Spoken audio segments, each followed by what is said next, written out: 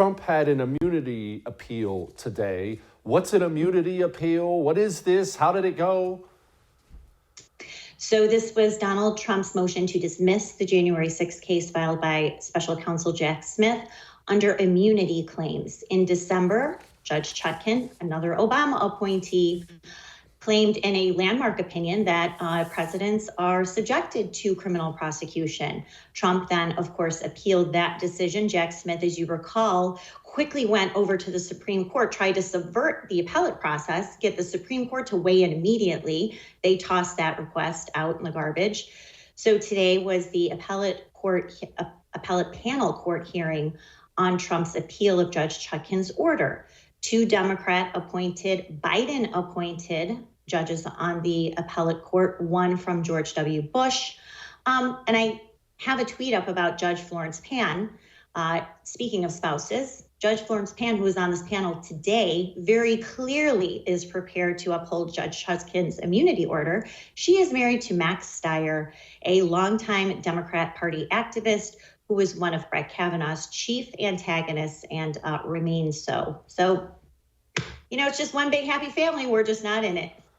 Okay, you mentioned earlier in passing that Trump's court date would be moved in D.C., which prompts the question, is that good? Is it bad? Move to when? Is this a win? What is this?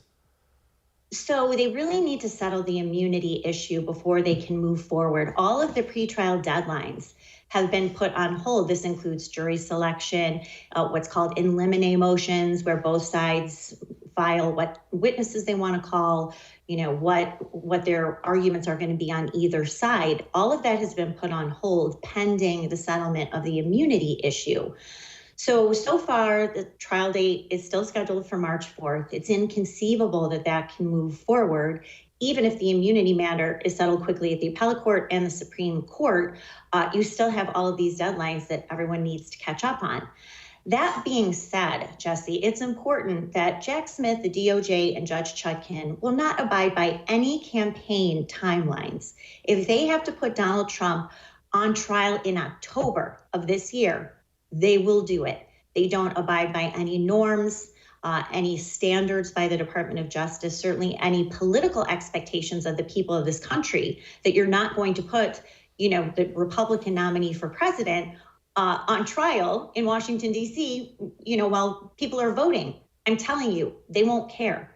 As soon as this immunity issue is resolved and it's in DOJ's favor, they will move forward with prosecuting Donald Trump in Washington. And then don't forget the classified documents case trial, also scheduled to start in May in Southern Florida. Yeah, what a friggin' mess this year is going to be. Julie, appreciate you as always. You are the best. Yeah. All right. Well, we talked about that spending deal Republicans are cutting yesterday. As you can imagine, our friend Chip Roy is a little bit steamed about the whole thing, to put it mildly. We're going to talk to him about that. But all that may have made you uncomfortable. But I am right.